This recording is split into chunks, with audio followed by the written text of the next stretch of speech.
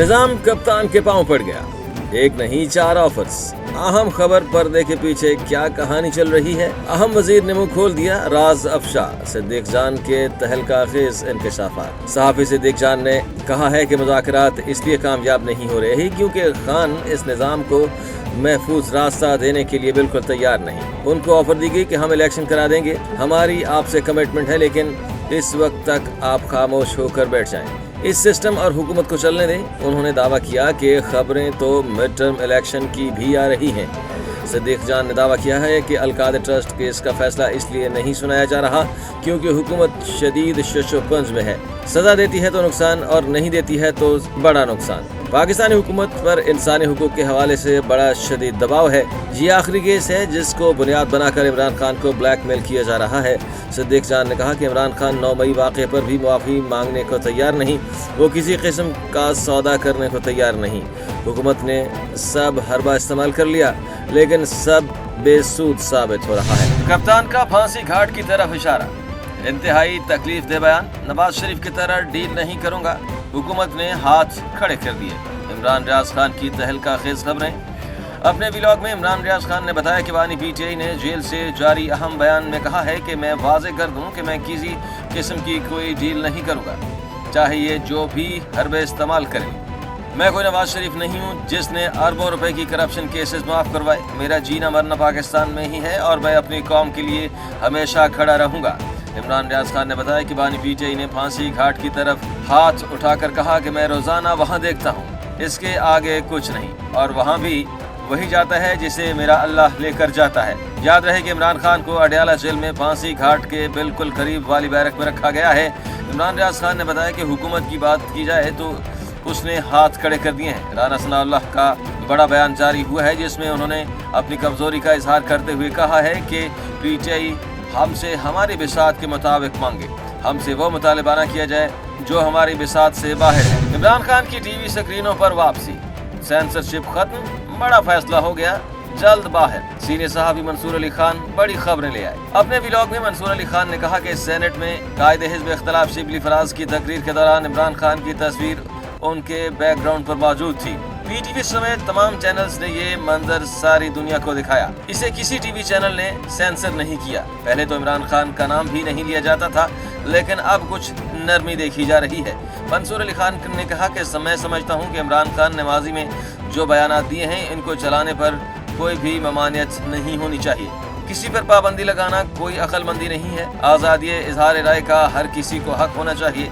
जो कोई बोलना चाहता है उसे बोलने दें, लेकिन अगर कोई बेहुदा इल्ज़ाम तराशी करता है तो उसके बाद कानूनी कार्रवाई होनी चाहिए। मंसूर अली खान ने कहा कि अगर मामला दहशतगर्दी और इंतशार फैलाने का है तो बात समझ में आती है, लेकिन किसी सियासतदान की तस्वीर और बयान को चलाने पर पाबंदी लगा देना दुरुस्त नहीं। भारतीय आर्मी चीफ की हर्जा सराई पर पाक फौज का सख्त रद्द-ए-अमल। तर्जुमान पाक फौज ने भारतीय आर्मी चीफ के बयान को मुर्दा घोड़ा करार दे दिया। कहा पाकिस्तान को दहशतगर्दी का गढ़ करार देने का मकसद कश्मीर पर होने वाले जुल्म से तवज्जो हटाना है। पाकिस्तान पर इल्जाम लगाना दोगलापन है। भारत का अपना हाजिर सर्विस ऑफिसर पाकिस्तान की तहवील में है जो मासूम शहरियों पर हमलों में मुलविस है। आर्मी बरादरी भारत के इक़दामात से बिल्कुल भी गाफिल नहीं है।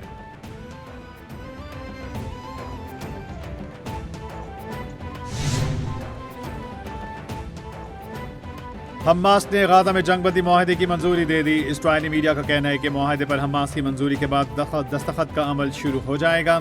मंजूरी से पहले हमास ने गाजा पट्टी से इस्राईली फौज के मरहलावार इनखला का जायजा लिया। जंगबंदी शुरू होने पर कैदियों का तबादला एतवार को शुरू होने का इम्कान। पहले मरहले में 33 इस्राईली मुग़वी रिहा किए जाएंगे। कतरी वज़ारत ख़ारिजा के तर्जुमान का कहना है फ़रीक़ैन में मुआहदे पर जल्द इत्तेफाक हो सकता है।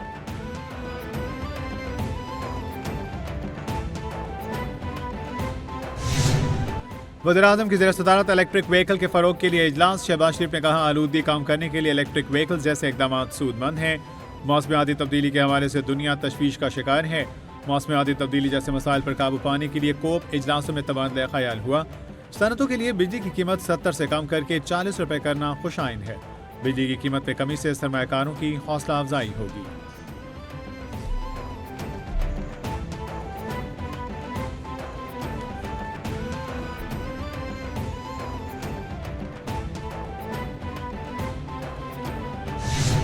शहरियों को ईंधन से इलेक्ट्रिक गाड़ियों पर मुंतकिल करने के लिए हुकूमत का बड़ा ऐलान। वज़ीर तवानाई अवैस लगारी ने कहा, इलेक्ट्रिक मोटरसाइकिल पर शिफ्ट होंगे तो 100 रुपये से भी कम खर्चा आएगा। इलेक्ट्रिक चार्जिंग स्टेशन के लिए टैरिफ में 45% कमी का फैसला किया। चार्जिंग स्टेशन के लिए 71 रुपये का टैरिफ कम करके 39 रुपये मुकर्रर किया गया। स्टेशन की इजाज़त सिर्फ 15 दिनों में मिलेगी। अवामी हुकूमत की इलेक्ट्रिक पॉलिसी से अवाम फ़ायदा उठाएंगे।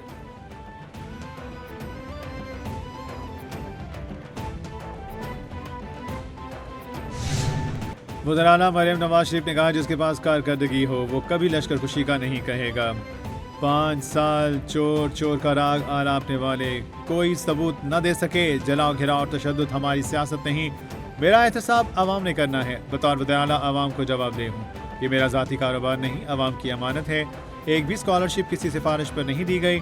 जल्द 1 लाख इलेक्ट्रिक बाइक्स नौजवानों को दूंगी।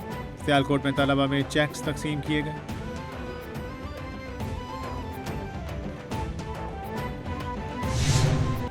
सेनेटर अली जफर ने सेनेट इजलास से इजहार ख्याल करते कहा, हुकूमत ने तोशाखाना केस को ओपन एंड शट केस कहा है। टायर बेचने वाला भारतीय शहरी दुकान पर काम करता था, जिसको गवाह बनाकर पेश किया गया। अदालत ने कहा, ऐसा सेल्समैन लाया गया जिसे ज्वेलरी की कीमत तक का पता नहीं। ऊंची आवाजों में तकरीरें करके झूठ सच नहीं बन जाया करते। जब इंसाफ ताकतवरों के हाथों में हो तो हुकूमतें गिराने वाली तहरीकें जन्म लिया करती हैं। क्या कोई यूनिवर्सिटी बनाना जुर्म है?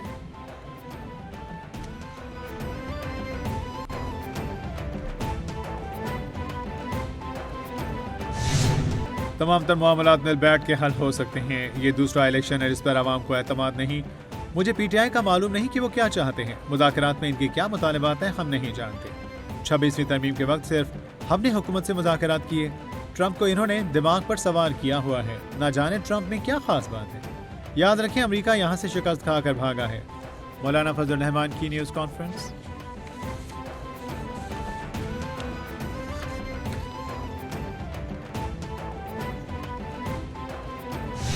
Chairman PTI barrister Ali Gohar का कहना है कि मुज़ाकरात के तीसरे सेशन में हम अपने मुतालिबात लिखकर हुकूमत के सामने रखेंगे। उन्होंने कहा, हुकूमत अगर नेक नियति और संजीदगी के साथ बैठे तो तमाम मसाइल का हल निकल सकता है। उम्मीद है मुज़ाकरात का अमल जल्द मुकम्मल होगा और कोई खुशखबरी आएगी।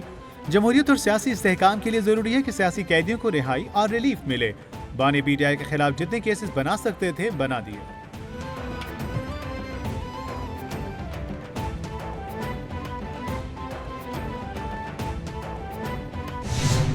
सिविलियन ट्रायल के खिलाफ इंट्रा कोर्ट अपील पर समाअत जस्टिस जमाल मदोखैल ने रिमार्क्स दिए। मिलिट्री कोर्ट्स को तस्लीम करते हैं, गठजोड़ और आर्मी एक्ट के होते हुए फौजी अदालत में ट्रायल क्यों नहीं हुआ।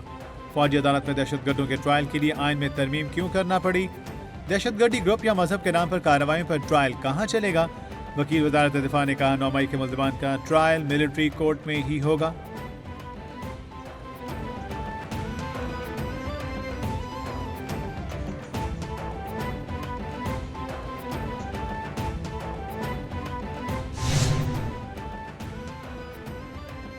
नए चीफ इलेक्शन कमिश्नर और मेंबरान की तकर्री का मामला कायदे इख्तिलाफ अपोजिशन ने चेयरमैन सेनेट और स्पीकर कौमी असम्बली को खत लिख दिए। सेनेटर शिबली फराज ने चीफ इलेक्शन कमिश्नर की तकर्री के लिए पार्लिमानी कमेटी तश्कील देने का मुतालबा कर दिया। शिबली फराज ने खत में लिखा, आर्टिकल 215 के तहत chief election commissioner Sikandar Sultan Raja 26 जनवरी को रिटायर्ड हो रहे हैं। कमेटी तश्कील दी जाए। अपोजिशन लीडर उमर अयूब का तकर्रियों के लिए पार्लिमानी कमेटी की तश्कील का मुतालबा।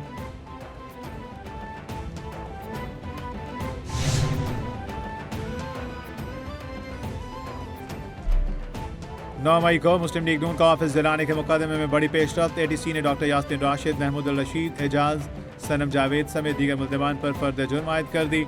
तमाम मुल्ज़िमान का सेहत जुर्म से इनकार। अदालत ने अगली तारीख पर प्रोसिक्यूशन से गवाहान को तलब कर दिया। इंसदाद दहशतगर्दी अदालत ने केस की समाअत 23 जनवरी तक मुलतवी कर दी।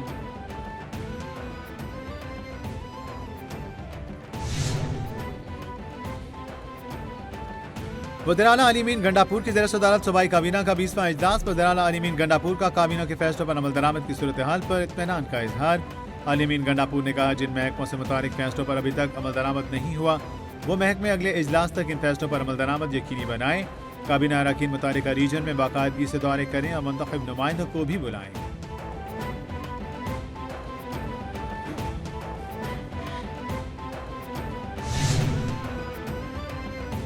उस्मा बुखारी की एक बार फिर केपी हुकूमत पर तनकीद, कहा केपी में बड़े पैमाने पर माली गबन और घोस्ट मुलाजमीन का इंकशाफ हुआ है।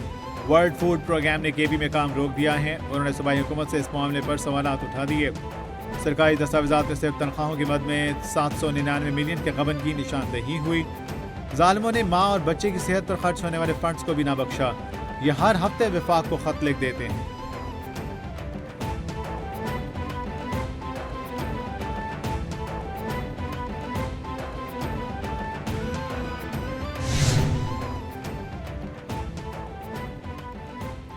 मुल्क की मैशत के लिए बड़ी खबर, वर्ल्ड बैंक का पाकिस्तान को 20 अरब डॉलर देने का वादा। जराये के मुताबिक वर्ल्ड बैंक ने पाकिस्तान को 10 साल कंट्री पार्टनरशिप फ्रेमवर्क के तहत 20 अरब डॉलर देने का वादा किया है। फ्रेमवर्क की मंजूरी के लिए 24 में से 19 डायरेक्टर्स ने पाकिस्तान के हक में वोट दिया। वर्ल्ड बैंक तकरीबन 3/4 हिस्सा IDA के जरिए फराहम करेगा। बाकी रकम International Bank for Reconstruction and Development के तहत मिलेगी।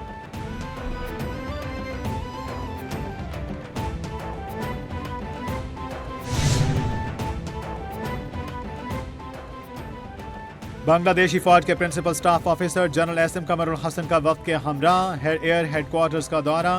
जनरल कमरुल हसन की सरबराह पाक फिजाइया ज़हीर अहमद बाबर सिद्धू से मुलाकात। ISPR का कहना है कि दोनों फिजाई अफवाज के दरमियान फौजी शराकतदारी को बढ़ाने के आज़म का इयादा किया।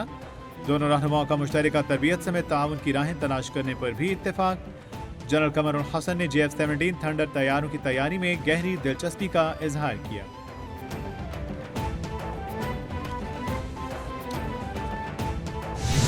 और सुपर पावर हॉलनाक आग के सामने बेबस। लॉस एंजल्स में आतिशज़दगी से हलाकतों की तादाद 24 तक पहुंच गई। 9 रोज बाद भी सिर्फ 15% तक आग पे काबू पाया जा सका। दोनों तेज हवाओं के बायस आग ने मजीद इलाकों को अपनी लपेट में ले लिया।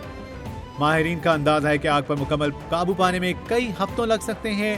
12,000 इमारतें राख में तब्दील, 2 लाख से ज्यादा अफराद नकल मकानी पर मजबूर। मेगन मार्कल की नेटफ्लिक्स सीरीज की रिलीज मुअख्खर।